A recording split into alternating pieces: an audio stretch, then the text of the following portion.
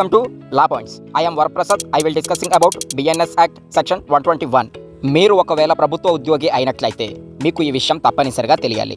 ప్రభుత్వ ఉద్యోగిని ఎవరైనా సరే పబ్లిక్ కొట్టినా తిట్టినా మ్యాన్ హ్యాండ్లింగ్ చేసినా, ఫర్ ఎగ్జాంపుల్ ప్రభుత్వ ఉద్యోగితో ఒక పర్సన్కు ఏదైనా పని ఉన్నప్పుడు మాట్లాడి సామరస్యంగా ఆ పనిని చేయించుకోవాలి.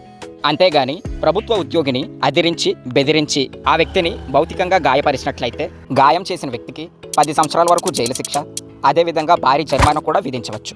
ఎందుకంటే ప్రభుత్వ ఉద్యోగులు వారి వృత్తిని నిర్వర్తించడంలోని వాళ్లకున్న ఒత్తిడితో కొన్ని సందర్భాల్లోని సరిగ్గా మీకు రెస్పాండ్ కాకపోతే అలాంటి సందర్భాల్లోని మీరు అర్థం చేసుకోగలగాలి. అంతేగాని ఆ వ్యక్తిని అదిరించి బెదిరించి ఆ వ్యక్తిపైకి దాడికి దిగి మీరు మాకు ఈ పని చేసి పెట్టాలి అని బలవంతం చేసినట్లయితే మీరు జైలు పాలవుతారు. లా తెలుసుకోండి. తెలుసుకోకపోతే ఎలా? మరికొన్ని లీగల్ విషయాల కోసం మన ఛానల్ని సబ్స్క్రైబ్ చేయండి. Thank you.